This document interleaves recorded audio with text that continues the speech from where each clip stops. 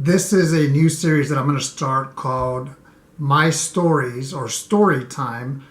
And I'm going to share with you different places I've been to and what I've seen. And I'm going to begin by, I bought a book at a thrift shop called Humor in Uniform. It's from Reader's Digest. It looks brand new. It sells for $10. I bought it at a thrift shop for $2.50. It has a lot of true stories, funny stories from the military. So I'm going to share that with you. They're real short stories. And then I'm going to talk about my time when I was in Hungary. So the first one that I'm going to read to you, at AT for officers and their wives. Now remember, there are officers who are females as well, and they have husbands. The commanding general of a base delivered a seemingly endlessly oration.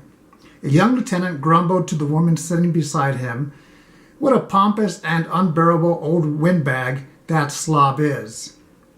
The woman turned to him, her face red with rage. "Excuse me, Lieutenant. Do you have any idea who I am?" "No, ma'am," the man fumbled. "I am the wife of the man you just called an unbearable old windbag." "Oh," said the young lieutenant. "And do you have any idea who I am?" "No," said the general's wife. "Thank God," said the lieutenant, getting up from his seat and disappearing into the crowd. That's the first one. So I forgot my tripod, so I'm going to have to use this here. Let me talk about Papa Air Base, Hungary. I've always wanted to go to Europe, and in 2010 I was a reservist for the Air Force. I was also a civilian for the Air Force, and I was able to get selected for a 7.5 week tour at Papa Air Base, Hungary. I had never even heard of that location. It's not an Air Force base, it's an air base. It's there in a small little town called Papa, P-A-P-A. And I was there as the sole civilian working at the Multinational Family Support Center, the equivalent of Airmen and Family Readiness, the equivalent of Fleet and Family Support Center, or Army ACS, Army Community Services. Family support, just think of it like that. So I was there for 7 weeks. The actual job was in downtown Papa, small little town, old as well. It was my first time being in Europe. I arrived, I flew into Vienna, Austria, and then I was picked up by an individual who drove me to Papa east about hour and a half, maybe 2 hours. So I was jet lagged, I was tired, it smelled different. When I got there, I remember thinking, what did I get myself into? Because this isn't home. But I remember the individual that trained me for 2 days that I replaced before she left to her home base. She was comfortable. She knew about the money. She was even using very few words in Hungarian. And I said to myself, you know what? I'm just tired. I'm hungry. It smells different here, but I wanted to be here. I'm here. I'm lucky. I'm going to make the most of it. If she can do it, I can do it. She trained me for 2 days. Quick. It was an easy job. It was just figuring out how I was going to do things different over there as opposed to what I was used to. There were probably 40 to 45 military Air Force members, and a few of them had their families are with them. So it was a very small community. At the same time, there was 13 nations total. So I would interact with some of them, not all of them, who would stop by the Multinational Family Support Center. We had books, we had dishes to loan out, we had DVDs to loan out. We were a source of information for them. I worked with 2 part-time school liaison officers. They worked 20 hours each, and they were spouses of personnel assigned to Papa Air Base, and they were very helpful. They had been there for over a year, maybe 2 years, and they knew where to go eat for good food and cheap, what sites to see in Papa Air Base. At the same time, on weekends, if I wasn't showing movies on Friday nights and Saturday nights, because that was a big event where we would have a big screen and just show movies and people would show up and we'd make popcorn. So that was extra hours that I'd have to work, but I got compensated for that credit time upon my return to my job at my home base. If I wasn't showing movies or if I wanted to hit the road and do something myself for the weekend, all I had to do was seek out a volunteer who would open up the doors set up the movie, set up the popcorn, and then close at the end and clean up as well. And there were always volunteers who wanted to do that because they would watch the movie themselves. On some weekends, I would hit the town. I met an individual who was a civilian assigned there, and I'm still friends with him. He was there for about 3 years. I was there 7 weeks.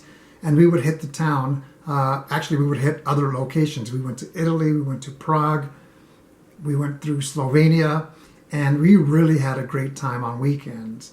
During the week, I would work from 8 to 5, and I'd shut down the shop for 1 hour and go to lunch. And I had 2 different places that I would go to. I would just walk to. Now, I would say in Papa, when I was there in 2010, 6 years ago, most people there do not speak English, but they're very friendly people, and they'll just work with you. In fact, they'll show you a menu and you can just point to what you want. Some of the places had a menu in English because it started to grow as far as Americans being assigned out there or English speakers. So I would do that. And I met a lot of great people as well. I would get bored in the evening because everybody else would go to their families. I would go to my 2-bedroom apartment, which was beautiful, with Wi-Fi and a computer. I also had a rental car, and all the gas was taken care of. So I would go to my apartment, but everybody that I would contact was back in the US, and it was about 8 hours difference. So about 5 p.m. my time in Hungary, it was 9 in the morning or so back at home. And my wife was at work, my son was at work, my daughter was at school, so I couldn't really communicate with them. If I did, it was real brief. So I got bored. I remember going out to dinner one time in Papa just to get out of my apartment and going to a restaurant, and I talked to a young guy who had some tattoos. I talked to him about his tattoos, and he liked that conversation. It was brief. Fast forward maybe a week later, I ran into that guy walking the streets in old downtown. Again, I was trying to have dinner and get out of my apartment and just walk and really enjoy what Papa had as far as downtown historic buildings. And I ran into that individual, and he knew very little English, broken English. He asked me, or he told me, "You learn me English."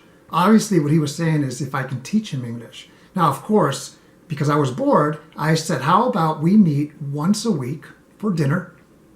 Bring your notes, bring your questions. And for about 5 weeks, that's exactly what we did, one night a week.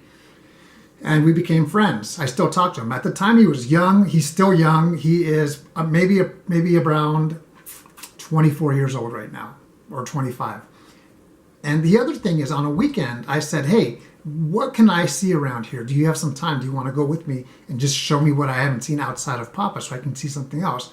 And he took me to a lake, maybe an hour and a half or so from where we were. It's called Lake Balaton. It was a beautiful place, just something different. And that's what I did, is I made the most of my time while I was at Papa Air Base, Hungary. Let me talk about the base. I would go to the base once a week. That way I would bring the services or list of services to the base, but it was a very different base. It was very Soviet influenced. It looked old, a little bit run down. For me to get into the base and off the base, I'd have to show my passport. And then they would make sure that I was on the list, the entry list, and then go in there, park, and go to my office once a week. Now, I would do that and just try to make the most of it, try to meet new people, and I did. I met some great people out there, but for the most part, it was a very quiet day. Do that once a week. I preferred working downtown, and I knew that these people did not know how to speak English, the majority of them, but we still made the most of it. Very great people.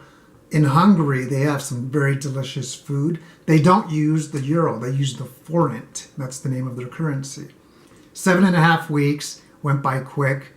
I did maximize my time outside of work as well on a few weekends where I was able to just hit the road and just see history.